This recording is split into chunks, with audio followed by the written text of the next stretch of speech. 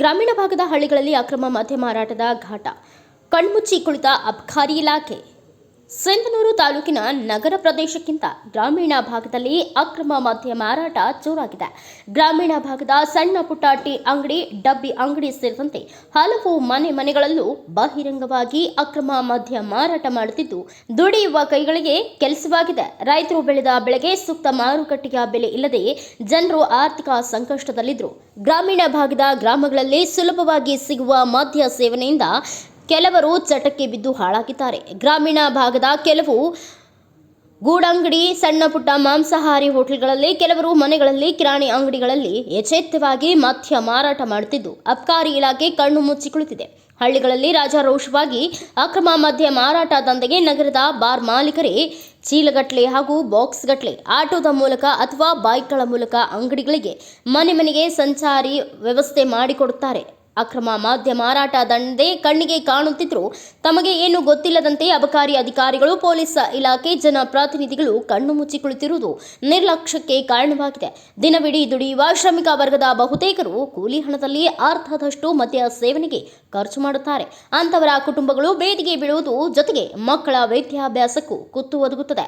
ಕುಡಿತದ ಚಟಕ್ಕೆ ಸಾಲ ಮಾಡುವುದು ಇಲ್ಲವೇ ಕಳ್ಳತನಕ್ಕೆ ಇಳಿಯುವಂತಹ ಸಂಭವವನ್ನ ಅಲ್ಲಗಳೆಯುವಂತಿಲ್ಲ. ಈಗಲಾದರೂ ಸಂಬಂಧಿಸಿದ ಇಲಾಖೆ ಅಧಿಕಾರಿಗಳು ಗ್ರಾಮೀಣ ಪ್ರದೇಶದಲ್ಲಿ ಅಕ್ರಮ ಮದ್ಯ ಮಾರಾಟ ದಂಧೆಗೆ ಕಡಿವಾಣ ಹಾಕಬೇಕು ಎಂದು ಕರ್ನಾಟಕ ರೈತ ಸಂಘ ಹಾಗೂ ಅಖಿಲ ಭಾರತ ಕ್ರಾಂತಿಕಾರಿ ಮಹಿಳಾ ಸಂಘ ಸಿಂಧನೂರು ತಹಸೀಲ್ದಾರ್ ಮೂಲಕ ಮಾನ್ಯ ಜಿಲ್ಲಾಧಿಕಾರಿಗಳು ರಾಯಚೂರು ಅವರಿಗೆ ಮನವಿ ಸಲ್ಲಿಸಿದರು.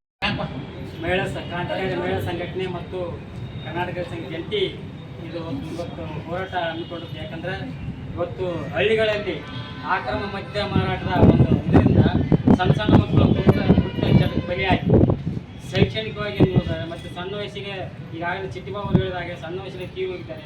ಕೆಲವೊಂದು ಸಂಸಾರದಲ್ಲಿ ಡಿಸ್ಟರ್ಬ್ ಆಗಿ ತಾಳಿ ಕೂಡ ಹರಿದೋಗ್ಯವ. ಮತ್ತು ಕುಟ್ಟದ ಪರಿಣಾಮದಿಂದ ಆರ್ಥಿಕವಾಗಿ ಹಿಂದುಳಿತ ಅತ್ಯಂತ ಕಡುಬಡತನಕ್ಕೆ ತಂದಿರ್ತಕ್ಕಂಥ ಈ ಮದ್ಯ ಮಾರಾಟವನ್ನು ಈ ಸಿಂಧನೂರು ತಾಲೂಕಿನಲ್ಲಿ ಎಕ್ಕೆಲದ ನಡೀತಿರೋ ಕಾರಣ ಅಬಕಾರಿ ಇಲಾಖೆ, PSI ಮತ್ತು ಸರ್ಕಾರ.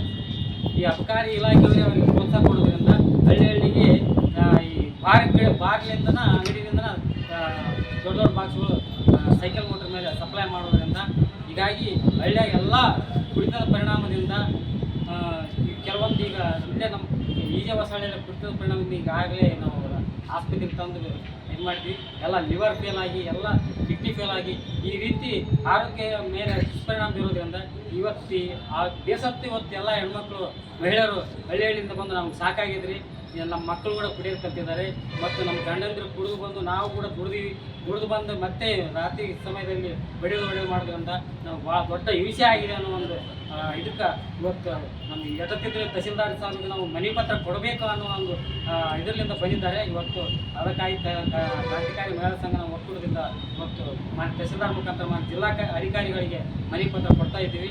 ಹೀಗಾಗಿ ಇವತ್ತು ಈಗಾಗಲೇ ಬೇಡಿಕೆಯನ್ನು ನಿಲ್ಲಿಸಬೇಕು ಅಂತ ಹೇಳಿ ಬೇಡಿಕೆ ಇರೋಲ್ಲ, ಆ ಬೇಡಿಕೆ ಈಡೇರಿಸಬೇಕಂತೇಳಿ ಈ ಮೂಲಕ ತಹಸೀಲ್ದಾರ್ ಮುಖಾಂತರ ನಾವು ಮನೆ ಪತ್ರ ಜಿಲ್ಲಾಧಿಕಾರಿ. ಈ ಸಂದರ್ಭದಲ್ಲಿ ಚಿಟ್ಟಿಬಾಬು ಬುದಿವಾಳ ಕ್ಯಾಂಪ್, BN ಯರದಿಹಾಳ, ರಮೇಶ್ ಪಟೇಲ್ ಬೆರ್ಗಿ, ಮರಿಯಮ್ಮ ಬಸಾಪುರ್, ದ್ಯಾಮಮ್ಮ, ಮಲ್ಲೇಶ್ ಗೌಡ ಸೇರಿದಂತೆ ಇನ್ನು ಅನೇಕರು ಉಪಸ್ಥಿತರಿದ್ದರು. ಬ್ಯೂರೋ ರಿಪೋರ್ಟ್, ಬಸವರಾಜ ಬುಕ್ನಟ್ಟಿ, ಭಾರತ ವೈಭವ news, Sindhanur. Thanks for watching. Read, discuss and debate with editor Dr. Yan Prashant Rao. Wanted reporters in print, digital and visual media for Bharat Vaibhav Daily Newspaper, BV News 5 Channel and BV Fast Web News from all the talukas of Karnataka, Goa and Maharashtra. If interested, send your resume to 9019229369.